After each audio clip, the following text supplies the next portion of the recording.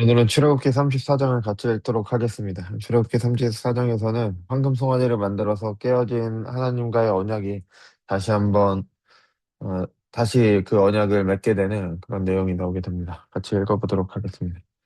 여호와께서 모세에게 이르시되 너는 돌판 둘을 처음 것과 같이, 그래서 처음 언약, 그러니까 언약이 깨뜨려졌다라는 의미로 하나님께서 주신 그 돌판을 깼잖아요. 그것을 처음 것과 같이 다시 만들어라. 그래서 내가 깨뜨린 처음 판에 있던 말을 내가 그 판에 쓰리니, 그러니까 다시 언약이 회복되는 것을 말하죠. 아침까지 준비하고 아침에 시내산에 올라와 산 꼭대기에서 내게 보이되 아무도 너와 함께 오르지 말며 온 산에 아무도 나타나지 못하게 하고 양과 소도 산 앞에서 먹지 못하게 하라. 그래서 이전과는 좀 다르죠. 중턱까지 그 시내산 언약을 맺을 때 중턱까지는 올라오고 또 산 아래에서 또 누가 있었잖아요. 그죠? 근데 좀 약간 좀 다릅니다. 근데 모세만 그렇게 올라오라고 하신 것은 그 모세와 하나님 사이, 그러니까 모세가 백성들을 중보하는, 이 하나님과 백성 사이를 중보하는 그런 모세의 독특한 역할을 잘 보여주고, 그것이 결국에는 예수님을 통해서 이루어지게 되는 거죠. 모세가 돌판 둘을 처음 것과 같이 깎아 만들고 아침에 일찍 일어나 그 두 돌판을 손에 들고 여호와의 명령대로 시내산에 올라가니 여호와께서 구름 가운데 강림하사 그와 함께 거기 서서 여호와의 이름을 선포하실세 여호와께서 그 앞에서 지나시며 선포하시되 여호와라 여호와라 자비롭고 은혜롭고 노하기를 더디하고 인자와 진실이 많은 하나님이라. 그래서 하나님께서 모세에게 약속하신 대로 모세의 기도의 응답대로 이제 하나님 자신을 모세에게 나타내셨습니다. 여기서 인자와 진실은, 인자는 헤세드라는 단어로, 그러니까 하나님의 언약적 신실하심, 그러니까 이스라엘 백성들의 그 거듭되는 반역에도 불구하고, 그럼에도 불구하고 언약을 이루어 주시는 하나님의 그 인자하심, 그게 바로 헤세드거든요. 그게 있고, 그다음에 진실은 진실하심을 말하는 거죠. 인자를 천대까지 베풀며 악과 과실과 죄를 용서하리라. 그러나 벌을 면제하지는 아니하고 아버지의 악행을 자손 3, 4대까지 보응하리라. 이게 뭐 아버지의 죄를 그 아들에게 대물림한다 이런 의미는 아닙니다. 그래서 뭐 가계 저주론이라 그래서 어떤 집안의 뭐 죄를 없애야 된다 이런 것들은 다 잘못된 이단들입니다. 이건 뭘 말하냐면 하나님의 심판이 그만큼 확실하다는 것을 말하고요. 그리고 죄를 지은 사람의 그 죄가 그 영향이 그 자손들에게까지 영향을 주게 됩니다. 그래서 그 어떤 사람이 지은 죄가 그 죄를 지었어요. 그럼 그 사람이 받은 징계는 아니면 그 사람의 악한 행동이 자녀들에게 영향을 줘서 그 자녀들이 죄 가운데 살아가게 되는 그 모든 것들도 다 하나님의 보응이 되는 겁니다. 그렇다고 해서 그들이 회심하지 못한다는 게 아니라 아버지가 죄를 지었어도 아들이 회심하게 되면은 음, 하나님의 보응은 있었지만 그 아버지의 악한 행동이 자녀도 그것을 본받아서 죄 가운데 살아가는 그런 모습이 있었지만 그럼에도 회심할 수 있는 겁니다. 그래서 얼마든지 가능하죠. 히스기야의 아버지가 제가 지금 정확히 이름이 기억이 안 나는데 그렇게 의로운 왕이 아니었습니다. 그럼에도 불구하고 그 아들은 의로웠죠. 그 사울 왕과 요나단도 마찬가지고요. 그래서 이게 뭐 아버지의 죄가 대물림 된다 그런 의미는 아닙니다. 모세가 급히 땅에 엎드려 경배하며 이르되 주여 내가 주께 은총을 입었거늘 원하건대 주는 우리와 동행하옵소서. 그러니까 이게 핵심이죠. 하나님과 동행하는 거. 이게 언약의 핵심입니다. 이는 목이 뻣뻣한 백성이니이다. 우리의 악과 죄를 사하시고 우리를 주의 기업으로 삼으소서. 여호와께서 이르시되 보라 내가 언약을 세우나니 곧 내가 아직 온 땅 아무 국민에게도 행하지 아니한 이적을 너희 전체 백성 앞에서 행할 것이라. 내가 머무는 나라 백성이 다 여호와의 행하심을 보리니 내가 너를 위하여 행할 일이 두려운 것임이라. 그래서 언약을 세우시는데 그 누구도 볼 수 없는 하나님만이 유일하게 하실 수 있는 그 일을 하시는 거죠.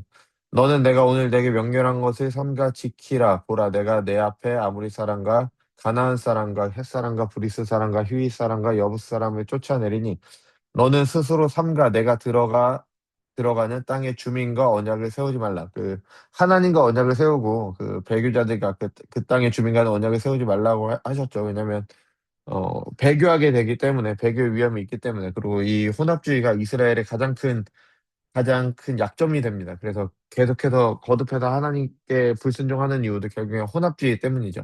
너희의 올무가 될까 하노라. 그래서 음, 뭐 그러니까 세상 속에서 살아가잖아요. 그래서 분명히 세상 속에서 살아가기 때문에 세상과 함께 해야 되고, 세상에서 뭐 지켜야 되는 합법적인 일들에 대해서는 우리도 얼마든지 지켜야 되고, 뭐 당연히 그렇게 믿지 않는 사람들과 더불어가는 사회, 더불어 살아가는 세상임을 잊지 말고 그렇게 살아가야 되지만, 그들과 언약을 맺는 건 아닙니다. 그들과 언약을 맺는다는 게 뭐냐면은 그들의 삶의 방식과 그대로 가서는 안 돼요. 우리는 하나님의 다스림을 받는 사람들이기 때문에 하나님의 언약 안에 있기 때문에 그 언약이 먼저입니다.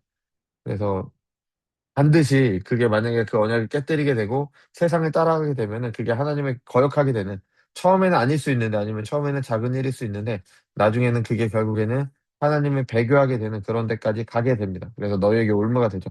그리고 그 시대가 바로 사사기 시대죠. 그 시대를 보면 얼마나 그게 큰 일인지 알게 됩니다. 너희는 도리어 그들의 제단을 헐고 그들의 주상을 깨뜨리고 그들의 아세라 상을 찍을지어다. 너는 다른 신에게 절하지 말라. 여호와는 질투라 이름하는 질투의 하나님이라.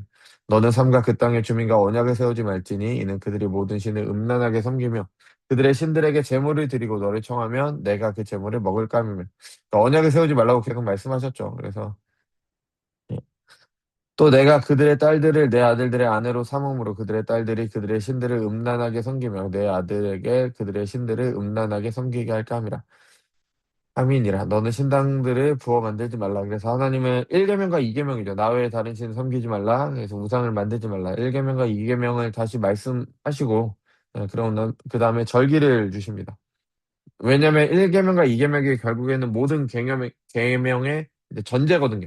그걸 통해서 이제 나는 그걸 위해서 다른 것들이 있는 거기 때문에, 너는 무교절을 지키되 내가 내게 명령한 대로 아비버 그 절기에 이래 동안 무교병을 먹으라. 이는 내가 아비벌에 애굽에서 나왔음이니라. 모든 첫 태생은 다 내 것이며 내 가축의 모든 처음 난 수컷인 소와 양도 다 그러하며 나귀의 첫 새끼는 어린 양으로 대속할 것이요 그러지 아니하면 그 목을 꺾을 것이며 내 아들 중 장자는 다 대속할지며 빈손으로 내 얼굴을 보지 말지니라. 너는 엿새 동안 일하고 일곱째 날에는 쉴지니 밭을 갈 때나 거둘 때에도 쉴지며 칠칠절 곧 맥주의 초실절을 지키고 새말에는 수장절을 지키라. 너희의 모든 남자는 매년 세 번씩 주 여호와 이스라엘의 하나님 앞에 보일지니라. 이게 매년 주 세 번씩 절기를 지킨다는 게 굉장히 어려운 일입니다. 지금처럼 뭐 교통이 발달했던 것도 아니고 길이 잘 닦여 있는 것도 아니고 치안이 잘 돼 있는 것도 아니고 뭔가 보장되어 있지 않은 상태잖아요. 그럼에도 불구하고 모든 남자들이 다 간다는 거는 그만큼 군사적인 공백이 있는 거고, 그만큼 이제 어떤 뭐 농업이나 산업이나 뭐 그런 데에서 공백이 있는 겁니다. 그러니까 상식적이지 않은 거예요. 이렇게 하면은 나라가 망할 확률이 높은 겁니다. 나라의 모든 일이 멈추고 갑자기 절기를 지킨다고 모든 남자들이 다 예루살렘으로 가는 거잖아요. 성전으로 가는 거니까 이거 굉장한 큰일입니다. 이거는 그죠? 상식적이지 않은 일이죠. 내가 이방 나라들을 내 앞에서 쫓아내고 내 지경을 넓히리니 내가 매년 세 번씩 여호와 내 하나님의 배려가 올 때 아무도 내 땅을 탐내지 못하리라. 그래서 이런 약속의 말씀을 하시는 거죠. 이 약속과 비슷한 말씀이 너희는 먼저 그의 나라와 그의 일을 구하라. 그리하면 이 모든 것을 너희에게 더하시리라. 이것과 비슷하죠. 그러니까 먼저 그의 나라와 그의 일을 구한다는 건 상식적으로 맞지가 않는 겁니다. 그죠? 세상의 상식으로는. 그럼에도 불구하고 하나님께서 그 그것에 대해서 우리에게 보장하셨기 때문에 우리는 그런 것들 두려워하지 않고 이제 하나님 먼저 그의 나라와 의를 구하게 되는 거죠. 너는 내 재물의 피를 유교병과 함께 드리지 말며 유월절 재물을 아침까지 두지 말며 내 토지 소산의 처음 익은 것을 가져다가 내 하나님 여호와의 전에 드릴지며 너는 염소 새끼를 그 어미의 젖으로 삼지 말지니라. 여호와께서 모세에게 이르시되 너는 이 말들을 기록하라. 내가 이 말들의 뜻대로 너와 이스라엘과 언약을 세웠음이니라 하시니라. 모세가 여호와와 함께 40일 40일이야. 이거 똑같죠. 처음 언약을 맺을 때와. 거기에 있으면서 떡도 마시지 아니하였고 물도 마시지 아니하였으나 여호와께서는 언약의 말씀 곧 십계명을 그 판들에 기록하셨더라. 어, 모세가 그 증거의 두 판을 모세의 손에 들고 시내 산에서 내려오니 그 산에서 내려올 때 모세는 자기가 여호와 말하였으므로 말미암아 얼굴 피부에 광채가 나나 깨닫지 못하더라. 그러니까 하나님의 영광이 이제 그 모세의 얼굴에 반영이 된 거죠. 그러니까 시내 산에 있던 그 하나님의 영광을 모세가 그것을 가지고 내려와서 성막으로 가지고 들어가는 거죠. 그러니까 하나님의 영광이 시내 산에 있다가 백성들 가운데 내려오는 것을 말해 이렇게 상징적으로 보여주고 있는 겁니다. 아론과 온 이스라엘 자손이 모세를 볼 때 모세의 피부에 광채가 남을 보고 그에게 가까이 하기를 두려워하더니 모세가 그들의 부름에 아론과 회중의 모든 어른이 모세에게 묻고 모세가 그들과 말하니 그 후에야 온 이스라엘 자손이 가까이 오는지라. 모세가 여호와께서 시내산에서 자기에게 이르신 말씀을 다 그들에게 명령하고 모세가 그들에게 말하기를 마치고 수건으로 자기 얼굴을 가렸더라. 그래서 이 일이 고린도 후서 3장에서도 이제 설명이 되죠.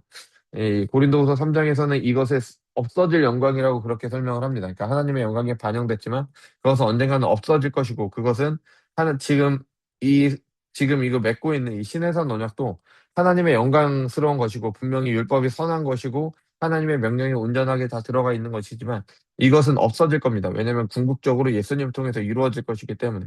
네, 마찬가지로 모세도 없어질 영광이기 때문에 자기 얼굴에 가렸다. 그래서 결국에는 이것은 그리스도에게로 연결이 되는 거죠. 그래서 이 수건이 없어진 후에야, 이 수건이 벗어진 후에야 사람들은 이제 예수님을 그리스도를 하나님의 말씀을 제대로 보게 되는 거죠.